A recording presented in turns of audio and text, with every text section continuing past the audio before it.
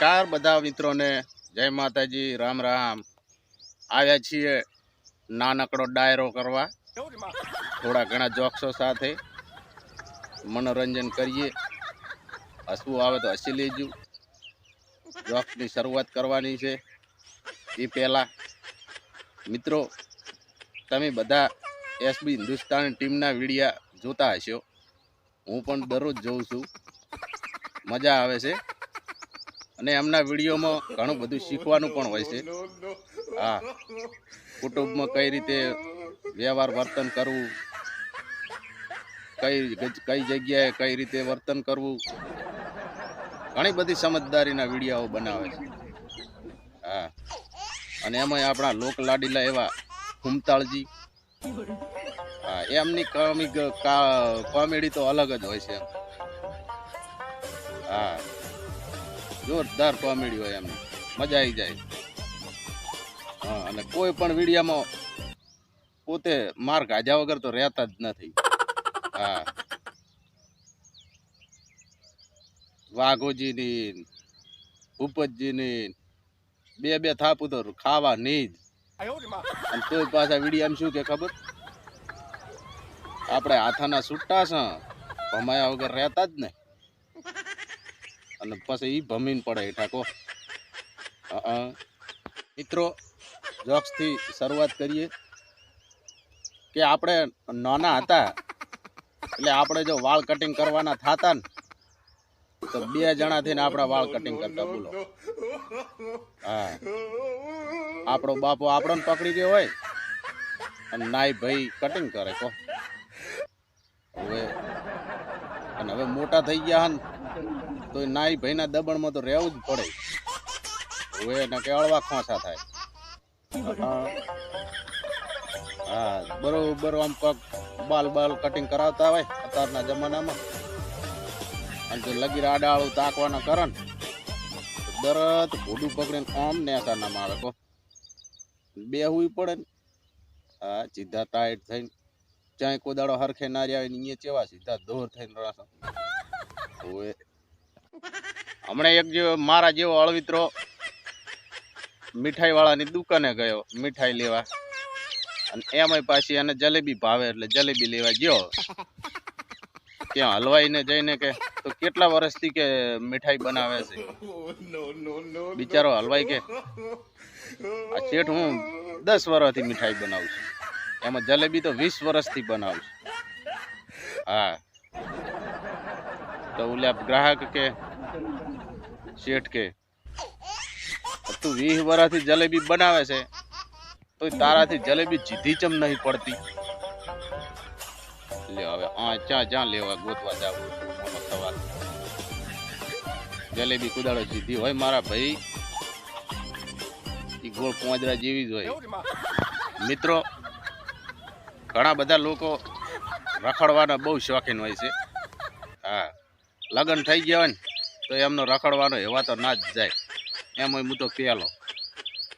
પણ કઈ વાંધો નહીં, રખડીને ઘરે જો ને એટલે આપણું મોઢું છે ને નોન ચૂપ કરી દેવાનું।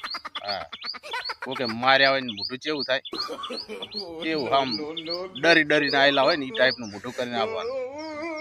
એટલે પત્નીને આમ જોઈને એમ થાય કે બંદો હવે કંટ્રોલમાં જ છે હજુ। હા, એટલે ટક થાય જ નહીં। મિત્રો, એક જગ્યાએ લગન એક ભાઈ જાન લઈને જાય છે, એટલે લગન ગાળાની અંદર પછી જોન પરત ફરવાનો ટાઈમ થઈ ગયો એટલે વિદાય વખતે દુલ્હન બહુ રોતી હતી, લાડી ખૂબ રોતી હતી, સોની નથી રહેતી। એક કંઠા ડોશીમાં એ નજીક જઈને એના કોનમાં કે સોનું રે બટી સોની રે, ભગવાનને ધાર્યું હશે ને તો તને લઈ જનારો આખી જિંદગી રોશે, પણ તું સોની રે। હવે આવી ડોશી અને શું કહેવું, મારું બેટું આ પેટ્રોલ આટલું મોંઘું થઈ ગયું તો બધાને દેખાય। હા, પણ હવે તો 10 રૂપિયાની પકોડી 4 જ હાલે છે, આ તો કોઈને દેખાતું જ નહીં। આંદોલન કરો, આંદોલન। ખાઈ ગયા, ખાઈ મારા બેટા કદવા લૂંટી લીધા.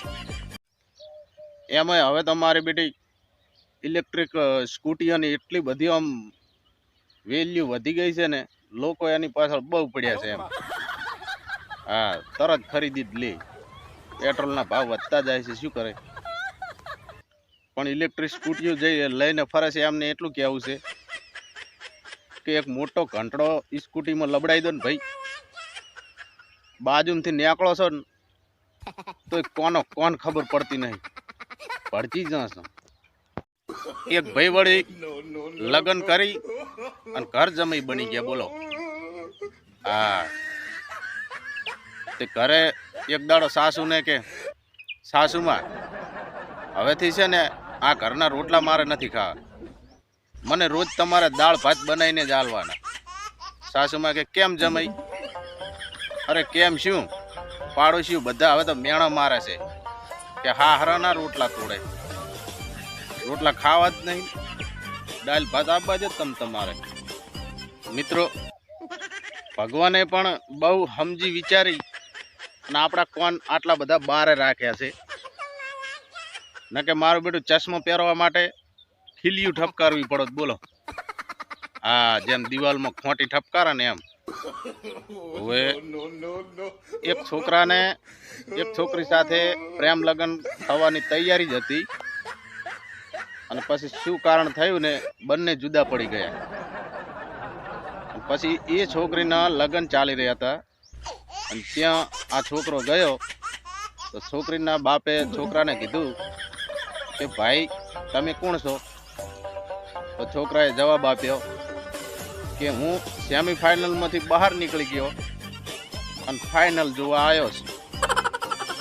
હા, હમણે એક પતિ બિચારો જમી રહ્યા હતો, ખાવા ખાતો હતો, ને ખાતા ખાતા બૂમ મારી એની પત્નીને કે ભાગ્યવાન, આ કઈ સબ્જી બનાવી છે?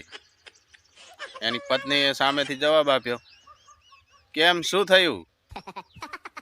તો કે અરે ગાંડી, હું સ્વર્ગમાં જાઉં અને કોઈક પૂછે કે શું ખાઈને આવ્યા હતા, તો મારે જવાબ તો આપવો કે નહીં. હમણે વળી એક પત્ની એના પતિને કે હું ખોવાઈ જાઉં તો તમે શું કરો? એનો પતિ કે તો હું છાપામાં ખબર છપાવું. એની પત્ની કે અરે હા, તમે તો બહુ સારા, મને કેટલી બધો પ્રેમ કરો. એ પછી કે શું છપાવો તમે, ખબરમાં શું લખાવશો? કાંઈ નહીં, એવું લખાવીશ કે જેને મળે એની. હમણાં એક છોકરો એના બાપને કે પપ્પા, આ રાવણને નેતા લોકો જ કેમ સળગાવે છે? એનો બાપ છોકરાને કે મુખા અગ્નિ એના સંબંધી જ આપી શકે બેટા. અમુક લોકો મારા બેટા ગમે એટલા બીમાર હોય અને હાજા થઈ જાય દવાખાને જ્યાં ચીડ, એટલે ડોક્ટરનો વખાણ ના કરે, કહો રૂપિયાનો પાવર કરે. મારા ઓળશે કે 10,000 ખર્ચા અને આપણે હાજા થઈ ગયા. મિત્રો, એક બીજી પણ સાચી હકીકત છે કે પત્નીઓ છે ને એ પુરુષ કરતા બહુ વધારે તાકાતવાળી હોય, બોલો. હા, ઉદાહરણ આપું કે પતિનું shirt, T shirt, pant, lungi એ બધું પહેરીને બતાવીએ કે કરીએ કે સિટીની અંદર, પણ પતિમાં તાકાત છે કે પત્નીનો ઘાઘરો, ચણિયો, સાડી પહેરીને બતાવે? તાકાતવર તો પત્ની જ કહેવાય ને ભાઈ. હવે શું મિત્રો, વિડીયો ગમ્યો હોય તો લાઈક કરજો, શેર કરજો, કમેન્ટ કરજો અને ચેનલને સબસ્ક્રાઈબ કરજો. તમારો સપોર્ટની બહુ જરૂર છે, આટલું કરજો. અને મળીએ બીજા વિડીયોમાં નવા જોક્સો સાથે. ખૂબ મનોરંજન થશે. જય માતાજી.